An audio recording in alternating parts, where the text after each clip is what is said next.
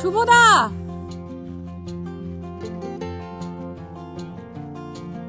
আজ একটু দেরি হলো যে? আর বলছো দিদি, চাকাটা একটু পাঞ্চার হয়ে গেছিল আজকে। ও আচ্ছা, আমি তোমারই অপেক্ষা করছিলাম। এই নাও টাকা?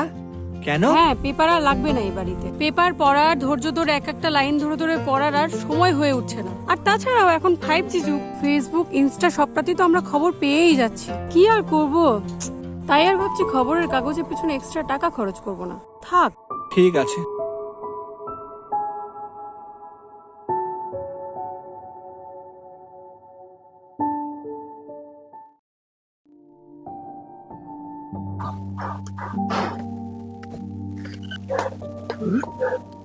কি সব খবর ঘুরছে, ভোটার এসআইআর নিয়ে কি না কি হচ্ছে, কত সালের লিস্ট কিছুই তো বুঝতে পারছি না। ভালো লাগে না।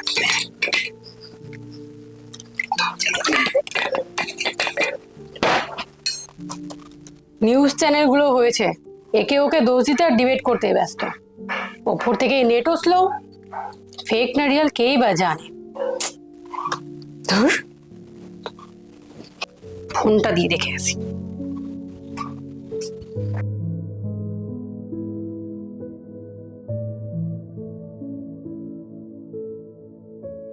এই গভর্নমেন্ট ওয়েবসাইট গুলো না সারা জীবন স্লোই থাকে, তার উপরে এই নেটওয়ার্ক স্লো।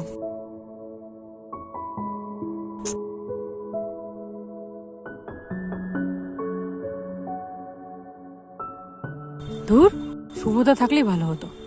খবরের কাগজটা পেয়ে গেলে এতক্ষণ আসল খবরের সত্যটা জেনে যেতাম। খবরের কাগজটাই ঠিক ছিল। দেখি শুভদাকে একটা ফোন করি।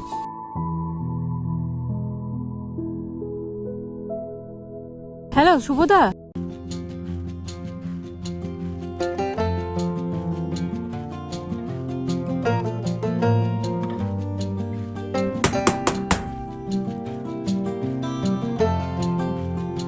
এ নাও দিদি তোমার পেপার।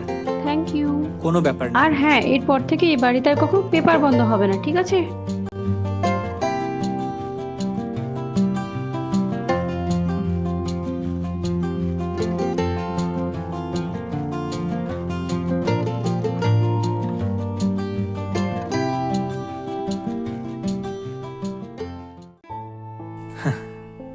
আজকের দিনে খবর পাওয়া খুব সহজ।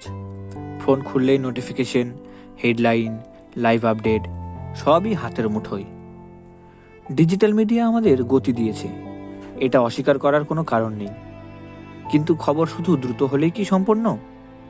নাকি খবরটার বিশ্বাসযোগ্য হওয়াও দরকার? আর সেই বিশ্বাসের জায়গায় দেয় খবরের কাগজ। সংবাদপত্র তাড়াহুড়ো করে নয়, খবরটা যাচাই করে দায়িত্ব নিয়ে আমাদের হাতে তুলে দেওয়া। তাই তো এটি সংবাদপত্র। মোবাইলের নেটওয়ার্ক কখনো ধীর হতে পারে, কিন্তু খবরের কাগজ সে প্রতিদিন ঠিক সময়ে দরজায় এসে পৌঁছায়। তবুও আজকাল আমরা এটিকে খুব অবহেলা করি, সংবাদপত্রকে এবং যে বা যিনি এটি দিতে আসেন তাকেও। না জানি কত মানুষের সংসার চলে এই সংবাদ মাধ্যমকে কেন্দ্র করে। হ্যাঁ জানি, সময় বদলেছে, তাই ডিজিটাল আর কাগজ দুটোই দরকার। একজন গতি দেয় তো একজন গভীরতা দেয়। কিন্তু খবরের কাগজ শুধু কাগজ নয়, এটা বিশ্বাসের দলিল। এটা সময়কে ধরে রাখার চেষ্টা, একটা মুহূর্তকে ধরে রাখার চেষ্টা, আজও কালও। সংবাদপত্র তো পৌঁছাবেই, যদি আপনি চান। হ্যাঁ, আপনি।